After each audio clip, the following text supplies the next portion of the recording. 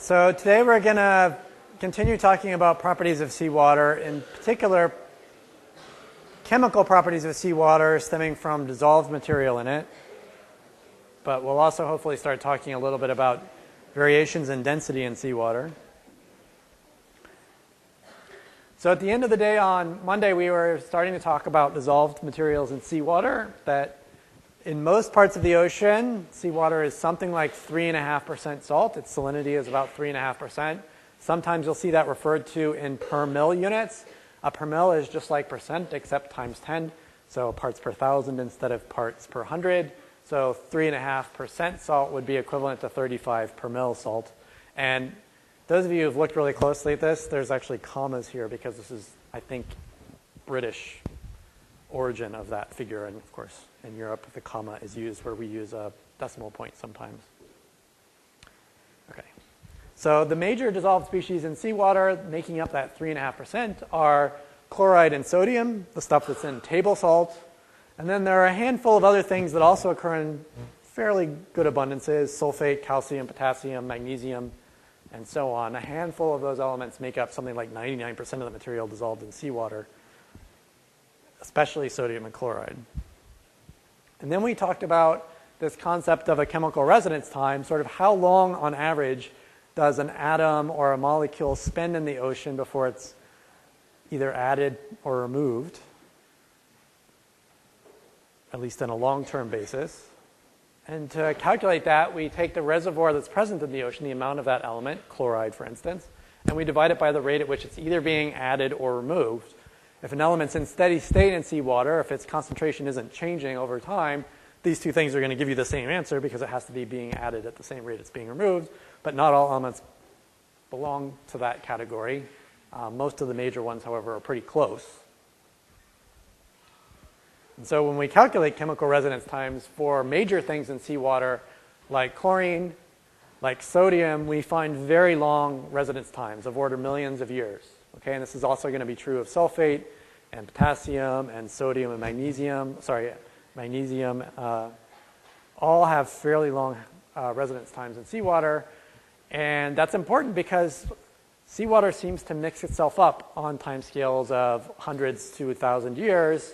So anything with a residence time much longer than that in seawater is going to be fairly well mixed in seawater. It's going to occur in sort of constant proportions wherever you go, okay, because it's staying there very long relative to the time it takes the ocean to mix itself.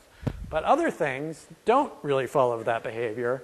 Some of them have very short lifetimes, and in fact, depending on where you go to find the data, you can actually get, for iron, for instance, as short a residence time as 50 years or so, okay?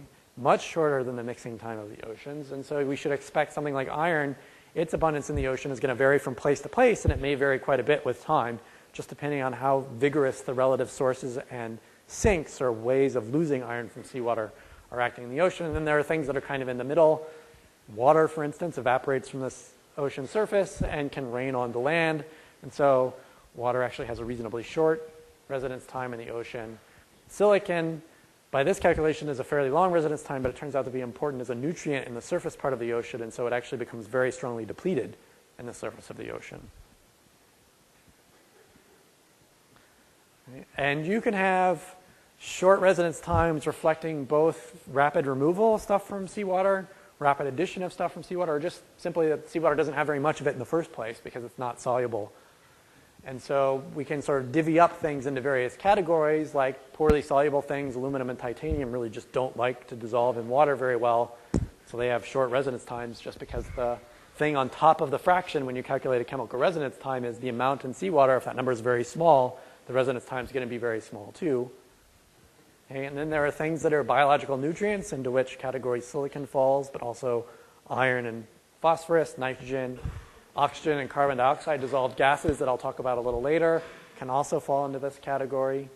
And then in the category of things that are being added quickly, and therefore you might calculate a short residence time, are man-made chemicals, for instance, chlorofluorocarbons like CFC11, created for refrigeration.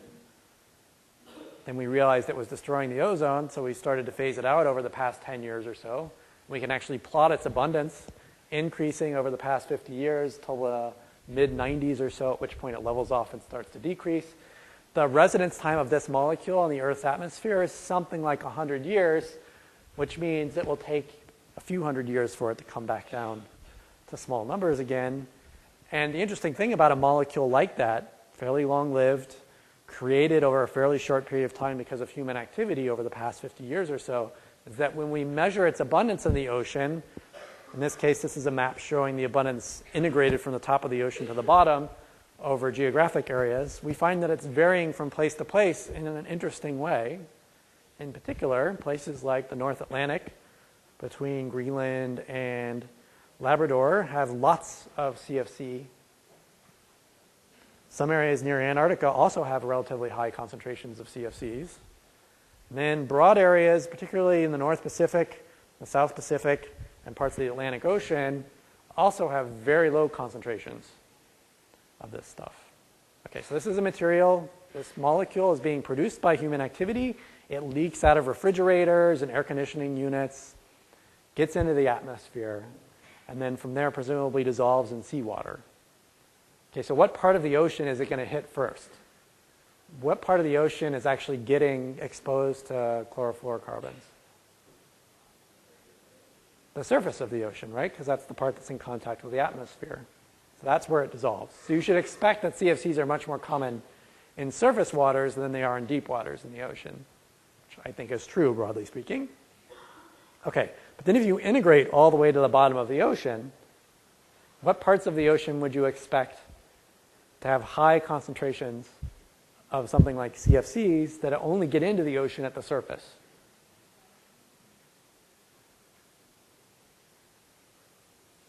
If the whole water column has lots of CFCs in it, what does that tell you about where that water used to be?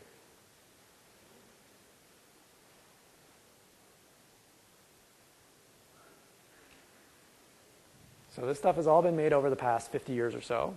If I send a bottle down 3 kilometers deep in the North Pacific, off the coast of Newfoundland, let's say, okay, and I pull up water that has a high concentration of CFCs in it, what does that tell me about that water, about its history? Yeah, sometime in the last 50 years, that was at the surface of the ocean. So these colors, to first order, you can think of as telling us how much of the water in the deep ocean has been at the surface in the last 50 years. So what we're actually seeing in a plot like this, to first order, is the age of seawater. How long has it been since water in the deep ocean was last near the surface where it could dissolve something like a CFC? Okay? And what we see from this kind of plot is, in the North Atlantic, lots of the deep water has been near the surface in the last 50 years. Okay? The North Atlantic is new seawater. To some extent, the coast off of Antarctica also. But places like the North Pacific, South Pacific, parts of the Atlantic Ocean, and much of the Indian Ocean, most of the deep water there has not been near the surface in the last 50 years. Okay, so we're getting a sense that deep water in the ocean is last near the surface in a few places on the planet. Here and here. Okay. Most places, the deep water hasn't been to the surface for at least 50 years, like the North Pacific and the South Pacific. Okay. We see water sinking into the deep ocean today in the North Atlantic and off the coast of Antarctica. We could extrapolate back and say, maybe this is where deep water in the ocean sinks. Okay. Okay. So there are actually, of course, lots of things that aren't very abundant. We've talked about the handful of things that are abundant, like sodium and chloride and sulfate. But there are many, many elements and many molecules in the periodic table. And it's worth having some kind of intuition about how some of these things behave. Many of them are actually very simple to understand. They behave a lot like common elements in seawater that are close to them in the periodic table. So sodium here is one of the most abundant dissolved elements in seawater. It shouldn't be too big of a surprise that something like lithium, which also tends to form +1 charges and has other chemical similarities to sodium, even though it's a very rare element, it tends to dissolve in seawater fairly easily, and it has a fairly long residence time in seawater. So it behaves in many respects like sodium, even though it's much rarer. Okay, potassium actually is another of the major elements. Would you expect rubidium to be An element with a long residence time in seawater? Yeah. It's like potassium, it's like sodium, it's like lithium, and so on. Okay? So there are many elements that are rare just because they're rare, and therefore they're also rare in seawater, but they behave like more common elements in seawater and have similar resonance times and behaviors. Okay? Likewise, bromine, fluorine, iodine are fairly common in seawater. They have long residence times, maybe not as long as chlorine, but behave in some respects similarly to it. Some are trace elements that behave like their nutrients. Iron is very uncommon in seawater, particularly in the surface ocean. Many elements near it also have similar behavior. Zinc, copper, for instance, manganese are fairly uncommon in seawater, and they can actually take part in nutrient cycles. Organisms like to take them out of seawater to make their living, and therefore they tend to be removed from seawater fairly quickly. And then there are some elements that are kind of oddballs. And one of those that's interesting is mercury, which is right here. It's one of the heaviest elements that's not radioactive.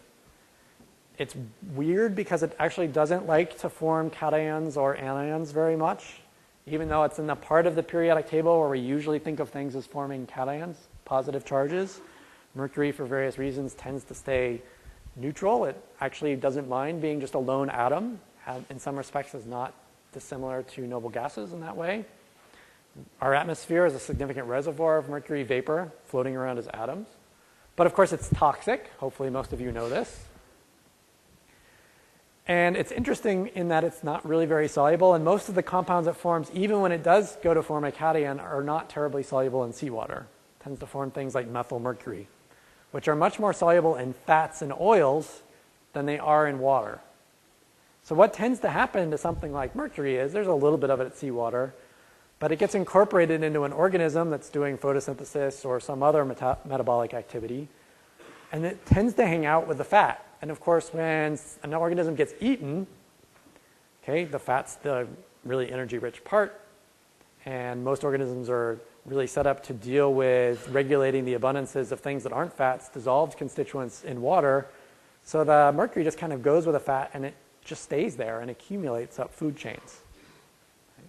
So what tends to happen is that there's not very much mercury in seawater. It's about a part per billion or less, very rare.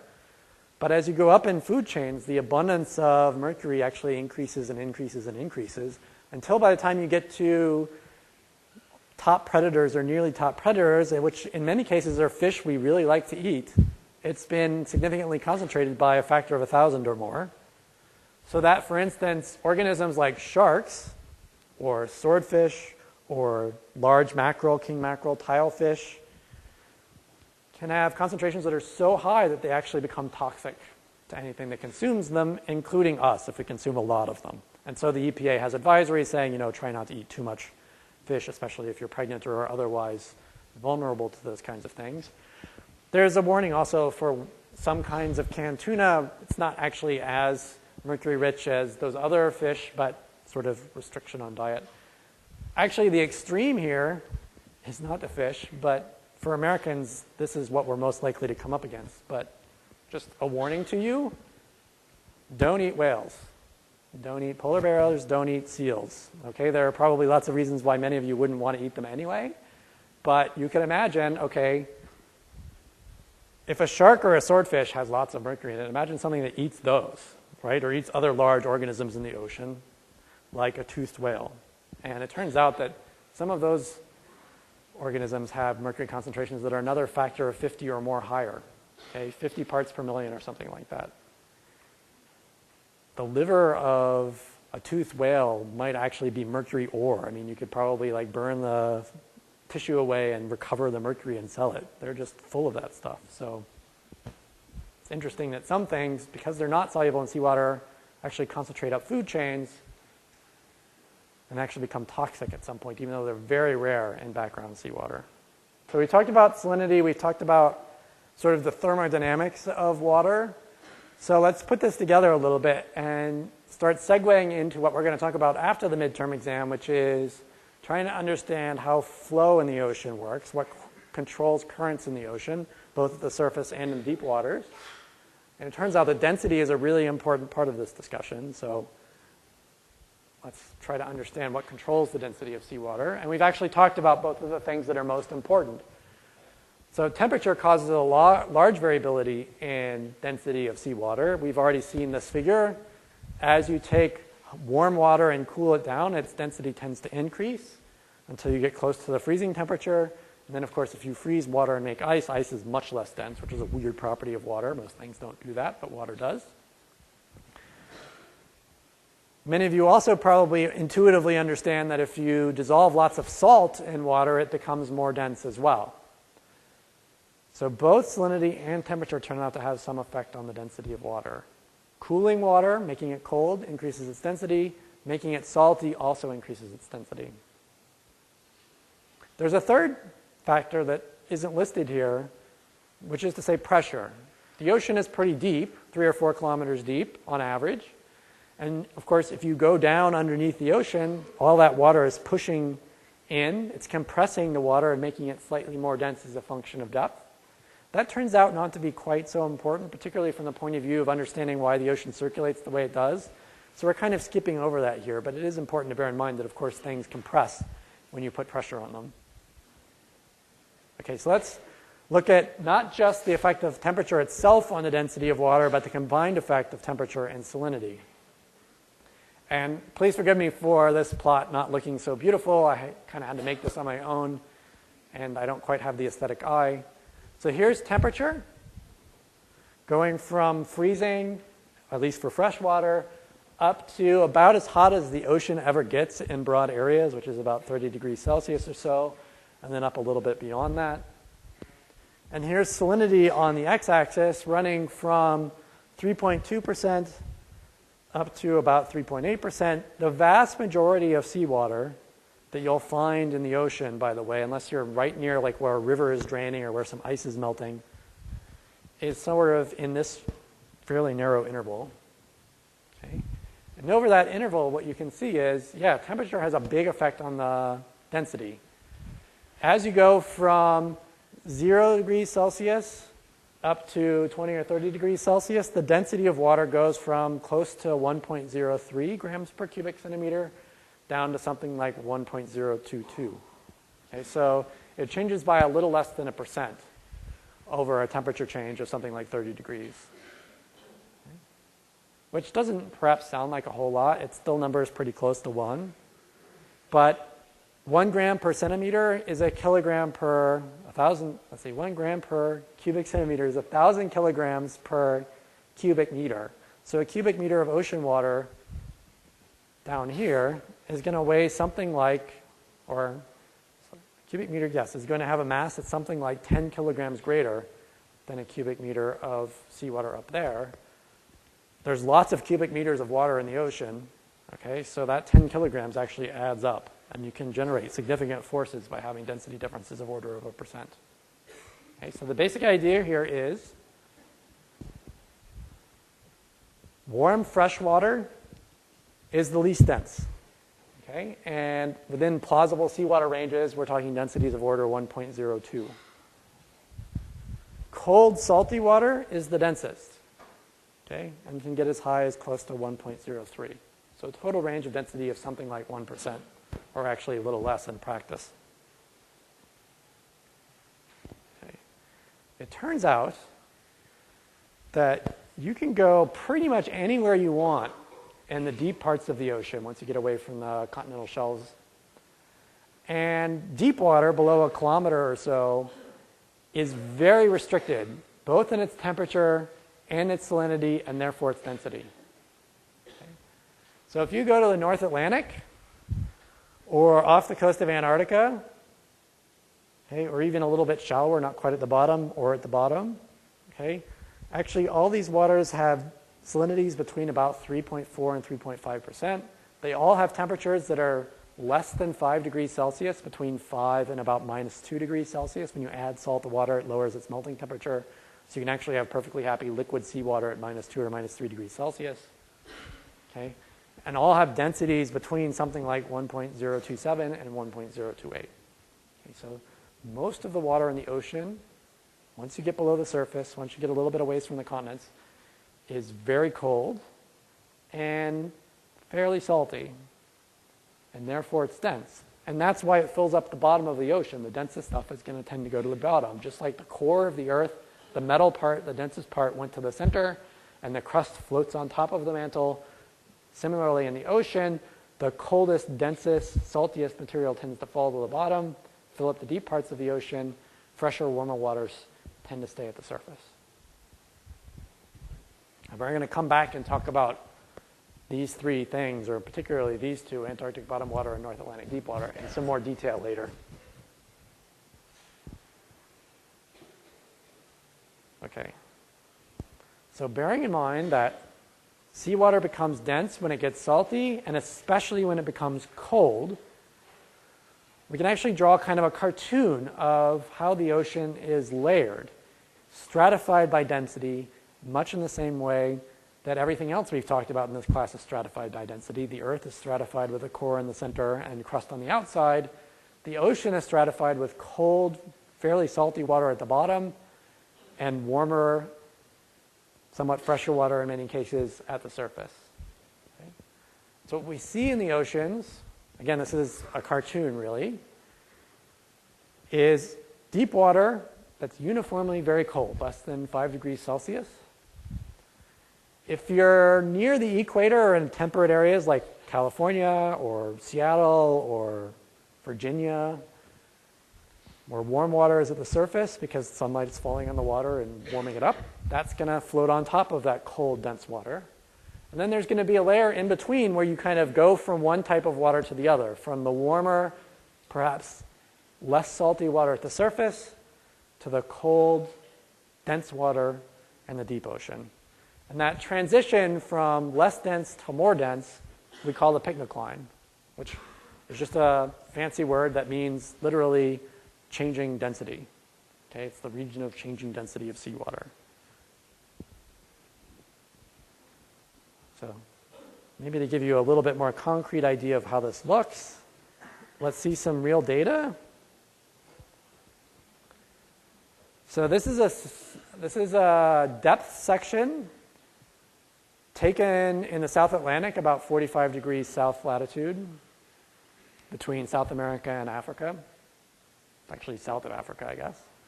And so what we see on this axis is depth going from the surface down to 4 kilometers, so pretty deep in the ocean. And plotted in the various colors are temperature in the blue, density in the red, and salinity in the green. Actually, the density here is calculated based on the temperature and the salinity, okay, using something very similar to the graph I just showed you, also taking account of the pressure, of course. And what we see in this figure is, once we go through it, hopefully going to remind you of what we saw in this picture. If you were to, say, sit right here and sample seawater going from the surface down to the bottom. So right at the surface, in this layer that's kind of outlined in pink here, which hopefully you can see, the salinity is actually fairly constant. The temperature is actually fairly constant. Sorry, this is the temperature. The temperature is actually fairly constant. Temperature in this case is about 14 or 15 degrees. That's actually pretty cold, but not that different from the sea temperature in Pismo Beach or something right now. Salinity is about 3.47 or something like that percent. And it's consistent over a depth interval of, let's say, 50 or 100 meters. Why? Why would you expect the very top part of the ocean to have salinity and temperature not varying by much?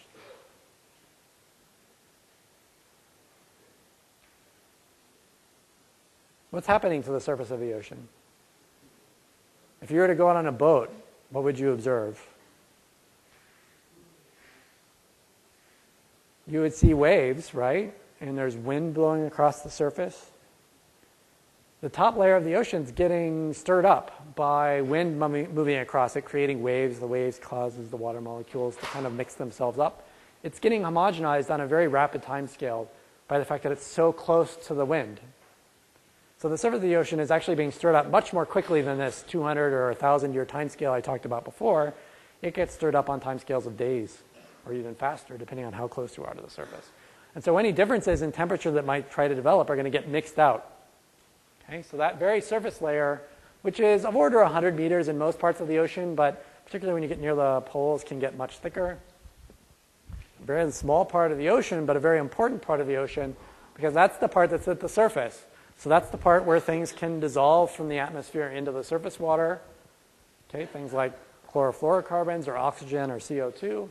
That's the part that gets mixed up most quickly. And of course, that's also the part where most photosynthetic organisms are going to be living, because they need sunlight, and sunlight only penetrates 100 meters or so. Once we get below that very surface layer, there's a broader area over which, in this particular section, the temperature goes very quickly from something like 14 or 15 degrees Celsius down below 5 degrees Celsius. It drops by 10 degrees or more over a depth of a few hundred meters.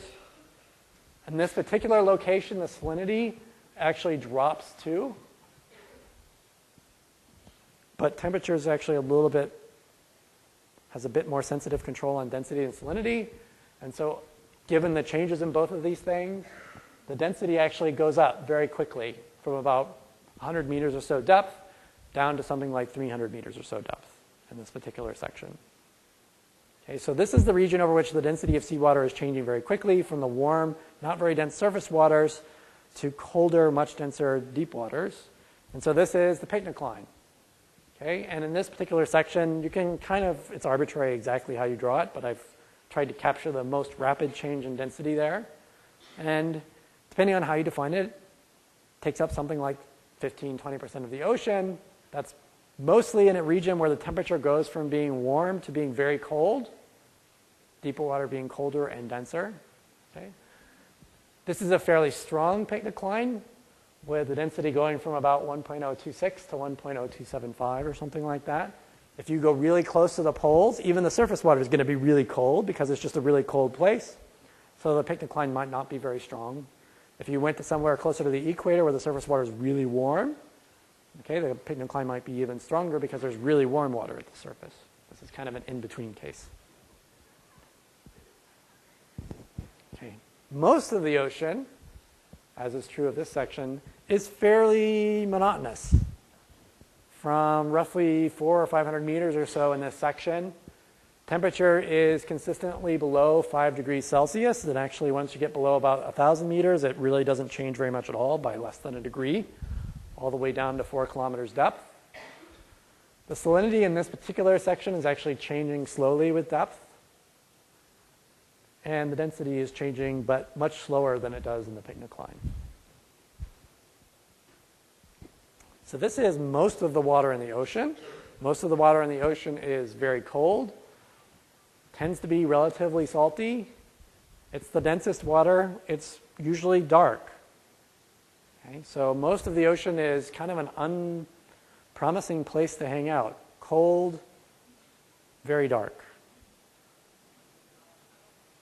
And really those layers, those 3 layers, mixed layer, picnic line, where the density is changing, and then the deep water, are mostly controlled by variation in temperature. So we can back out from changes in density the idea that the most important thing in controlling the layering of the ocean is its temperature, the variation of temperature with depth.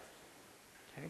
And so the picnic line, the region where the density is changing, is usually controlled by a thermocline, a region where the temperature is changing. Thermocline is just a fancy word for temperature changing.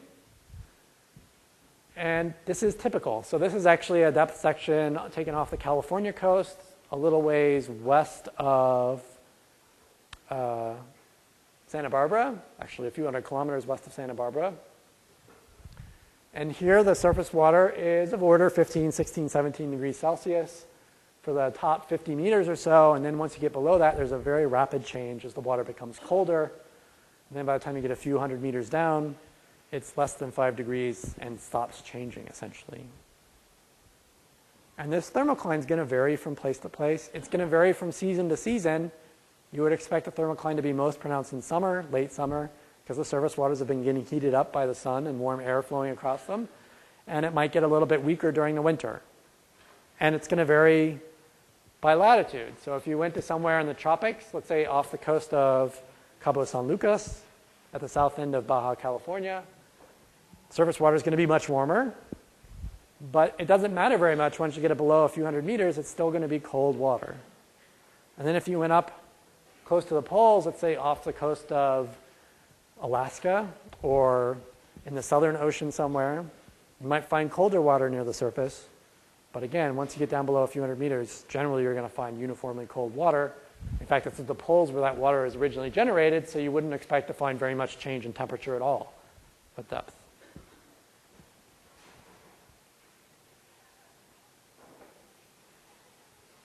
Now, salinity is also important, but generally less important. And therefore, we call this typically thermohaline density changes. And they drive thermohaline circulation. Thermo meaning temperature, haline meaning salt. Okay, temperature then salt. Okay, so you can have density changes driven by gradients in the salinity of water as well as by gradients in the temperature of the water, with salty water tending to be denser and therefore tending to fall to the bottom. Some places you find very sharp gradients in salinity. In fact, temperature diffuses in water generally faster than saltiness does. So if you have a really sharp temperature boundary, it tends to smear out over time fairly quickly, on oceanographic timescales at least, maybe not on human timescales. Saltiness can actually vary very sharply from place to place. We tend to find very strong haliclines in a few restricted geographical locations on the planet, in particular areas where rivers are emptying into the water or where there's high rainfall. What's happening in those areas that might cause a very sharp gradient in salinity as you go deep? What kind of water is a river going to be contributing to the ocean? Fresh water. So what's its salinity going to be? It's going to be fairly low. So what's its density going to be? It's going to be low density. So in fact, river water tends to float on top of seawater. So you can have plumes or sheets of fresh water that extend out for quite some distance offshore, where the river water is kind of supported on top of the denser seawater. And in those areas, if you are in a boat on the surface, you're going to be in fairly fresh water at the surface, but then if you go down a few hundred meters, all of a sudden you're going to transition into normal seawater with high salinity. So you can find really sharp salinity gradients in places like that. And rainwater is, high rainfall regions are very similar. If there's lots of rain, okay, that's going to accumulate at the surface. Until that water can sort of mix with deeper seawater, there might be a very strong salinity gradient also. Okay, so the basic idea here is that the ocean is stratified by density. And that density is controlled mainly by temperature, becoming colder with depth and therefore denser, and to some extent by salinity, okay, which makes water more dense the saltier it is. And those two things, salinity and temperature, combine to control the density of seawater, which typically varies from less dense at the surface to denser at depth. And that region over which you go from less dense to more dense is a pycnocline.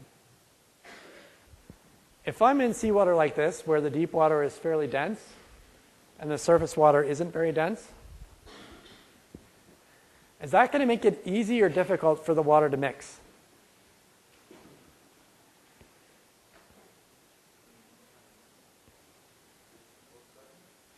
If I'm in a part of the ocean like this one, where the deep water is fairly dense and the shallow water is significantly less dense because there's a strong pycnocline, a strong density gradient, is that going to be easy to mix vertically, or is it going to be difficult to mix vertically? Is it going to be easy to exchange this water with this water and bring up deep water and replace it with shallow water and vice versa? It's going to be tough. If I want to take some water here and mix it up to the surface, I'm going to have to push this much less dense water out of the way. The whole time I'm trying to do that, that dense water just wants to sink right back down again. It takes energy to mix against a density gradient.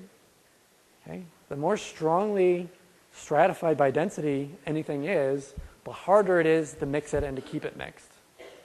Okay? Think of a bucket of water and you have some rocks in it. Okay? Rocks are about 3 times as dense as water, and you're going to have to really stir that bucket if you want to mix the rocks in with the water and keep them from all falling to the bottom because they're so much denser. But if you have some hard-boiled eggs in the same water, hard-boiled eggs are just a little bit denser than water. And if they're really old eggs, they might even float. Okay? And because those densities are fairly similar, you can stir the pot fairly gently and it'll keep the eggs in suspension. They'll mix with the water fairly easily. Or think of pasta in a pot of boiling water. The pasta is a little bit denser than the water, but not by much. And the boiling of the water is enough to make the pasta sort of circulate around and boil with the water. But if you were to replace that pasta with nails or tacks or something metal, okay, you could crank up the boiling as high as you wanted to go. The tacks are just going to sit at the bottom. They're not going to mix up because there's not enough energy of circulation to keep them suspended. The stronger the density gradient, the stronger the difference between the densities of the stuff at the bottom and the stuff at the top, the more difficult it is to mix the bottom and the top together. So the fact that the ocean is stratified is essentially the same as saying that the ocean doesn't mix very easily. Okay? Once water gets to the bottom of the ocean, it takes some effort to get it back up again. Okay? And that's going to be true in those parts of the ocean where surface waters are significantly less dense, which means in most of the ocean near the equators that isn't very close to the poles. Okay, it's only at the poles where you have very cold water at the surface and very cold water at depth that it's going to be easy to mix things vertically. So you can think about that in the context of what I just told you at the beginning of this lecture about, for instance, chlorofluorocarbons, CFC11 in seawater, why it occurs where it does. All right, are there any questions before I move on for the last few minutes? So one class of dissolved things in seawater that I haven't talked about, which is quite important as it turns out, particularly when we start talking about the biology of the ocean for the last third of the class or so, are gases, which can also dissolve in seawater much like salts can. Okay. And the most important dissolved gases in seawater are nitrogen and oxygen and carbon dioxide, importance here being defined by abundance. Nitrogen and oxygen are the 2 most abundant gases in seawater, at least near the surface. Why? Why would you expect nitrogen to be a fairly abundant dissolved gas in seawater?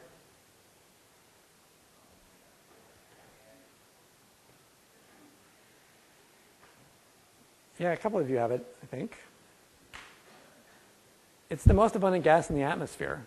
Something like 80% of the air is nitrogen. So if it's dissolving from the atmosphere into the ocean, it kind of makes sense that the most abundant stuff in the air is going to tend to be fairly abundant in seawater. Okay. Same goes for oxygen, more or less, which is also very abundant in the atmosphere. Nitrogen is something like 80%. Oxygen is close to 20%. Between the two of them, they make up almost 99% of at least dry air. Okay, so it stands to reason that they should both be fairly abundant dissolved gases just because they're available to be dissolved because they're so abundant in the atmosphere. Does anybody know how abundant CO2 is in the atmosphere? Is it a major gas? Well, I just told you that nitrogen is like 80%, and oxygen is close to 20%. Turns out that argon is about 1% if we ignore water vapor. So I've just told you numbers that add up to just about 100%. So how abundant in the atmosphere do you think CO2 is? Yeah, it's not terribly abundant. In fact, modern atmosphere is something like 380 or 390 parts per million carbon dioxide, or about 0.04% carbon dioxide, molecule for molecule. And yet, it's actually a fairly abundant dissolved material in seawater, and that's going to turn out to be a really interesting story. Why is a gas that's fairly rare? It's important in the atmosphere, of course, if you're interested in climate change or something like that. But in terms of atom numbers, fairly rare in the atmosphere. Why is it important in seawater? We'll get to that. Just a couple generalities first, though. In terms of solubilities, these gases can dissolve from the atmosphere into seawater, and the solubility is actually dependent to some extent on what the state of the seawater is. In particular, gases are usually more soluble in cold water.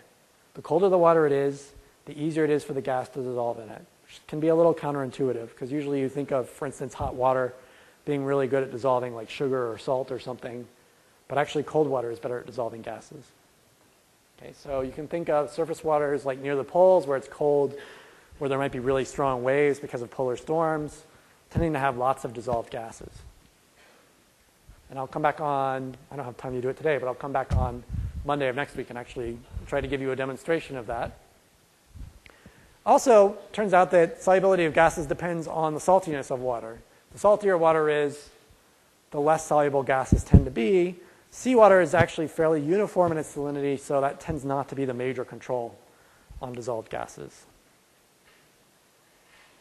But there's some really dramatic examples of this. I'm not going to do this as a demonstration, although I'm sure it would be cool. I'd get in trouble with the facilities people. But has anybody seen like the YouTube videos of people throwing Mentos into Diet Coke? What happens when you do that? Yeah, it goes, okay. So soda is basically water with lots of carbon dioxide dissolved in it. Particularly diet soda doesn't have the sugar in it. Okay, if you add something that increases the dissolved load, like sugar, okay, and in particular in the case of Mentos, it looks like the surface is also a catalyst for the formation of bubbles in some way.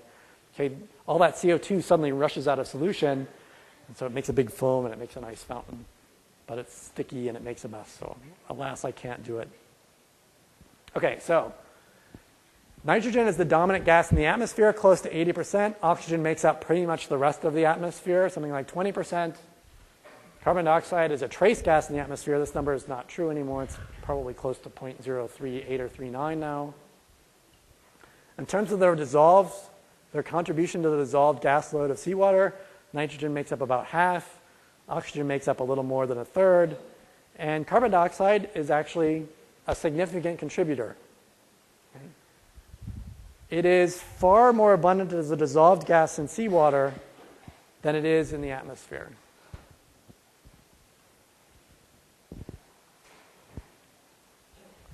We can actually draw analogies between each of these three gases, nitrogen, oxygen, and CO2, and the major dissolved constituent in seawater, like chlorine or sodium, with the caveat, of course, this issue of solubility depending on temperature.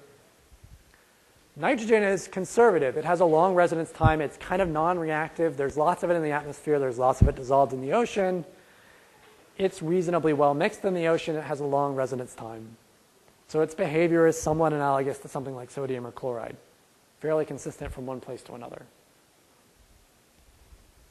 Oxygen and CO2 are not conservative. Their abundances vary a lot from place to place geographically in the ocean and particularly with depth in the ocean. And that's because they're both, turns out, quite reactive. And in particular, they're reactive in the presence of biology. Okay? Depending on what kind of organism you're talking about, oxygen might be a necessary nutrient or it might be a byproduct, and the same is true of CO2. They're being removed or added to seawater by biological activity depending on where you are in the ocean. And that turns out to make their abundances vary a lot from place to place. So for instance, oxygen is produced by photosynthesis. Plants are making it outside, or at least they would be if the sun was shining. Oh, it is. Yes, the plants are making oxygen outside as we speak. They're consuming CO2. The same process happens in the surface ocean. If you're in the top 100 or 200 meters where there's enough sunlight to do photosynthesis, there are organisms that are going to be consuming CO2 and generating oxygen, adding it to the seawater. And of course, that surface part of the ocean is also in pretty good contact with the atmosphere, so it's dissolving oxygen from the atmosphere at the same time. And so the surface of the ocean, as indicated by these bluish triangles, is relatively rich in oxygen. The units are funny there. It's in units of millionths of a mole of oxygen per kilogram. A mole of oxygen is about 30 grams, 32 grams. Once you get below a couple hundred meters, then the oxygen tends to disappear. Okay? And that's because photosynthesis isn't happening anymore. The ocean is too dark for photosynthesis to happen, so there aren't plants, there aren't photosynthesizing organisms making oxygen. It's no longer being generated. You're, at that point, fairly isolated from the atmosphere, so there's not lots of oxygen being added by direct dissolution. But it's still being consumed because there are organisms that are eating, like us. Okay, there are microorganisms that are doing decomposition. There are fish. There are other organisms that consume pre-existing organic material and oxygen and burn that organic material to make CO2. The oxygen gets consumed. And so in most parts of the ocean, there's actually a minimum below the photosynthesizing part of the ocean where that photosynthetic material is getting eaten and burned, essentially using up oxygen, depleting it from the water. And in many parts of the ocean, there's a slight increase, which we'll learn a little bit more about later. All right. So the critical thing I want to end with today, and then we'll come back on Monday and pick up again, is why is carbon dioxide so weird? It's this gas that's really rare in the atmosphere, quite rare in the atmosphere, and yet fairly common as a dissolved constituent of seawater. Well, it turns out that the critical issue here is that CO2 doesn't just dissolve when it contacts water. It actually reacts chemically with that water and forms a series of different species. It forms the carbonates. CO2 can react with a water molecule to form H2CO3, which is carbonic acid. It's an acid. It can give off protons and become bicarbonate and H+. That's what an acid does. It can actually act as an acid again, give off another H+, and become carbonate. So when you dissolve CO2 in seawater, you're not just making dissolved CO2. In fact, mostly what you're making is carbonate of one kind or another, bicarbonate or carbonic acid or straight carbonate. And it turns out mostly bicarbonate. So when we come back on Monday, we'll talk about why this is important, for instance, in controlling the pH of the ocean,